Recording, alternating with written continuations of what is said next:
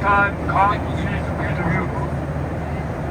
And in Israel, God will be with you and guide with you, also protect you.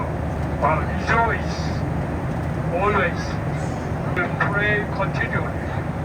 Also, you need to thanks to God in all circumstances. This is God's will. May God bless you. We pray for always. Thank you so much. Hallelujah.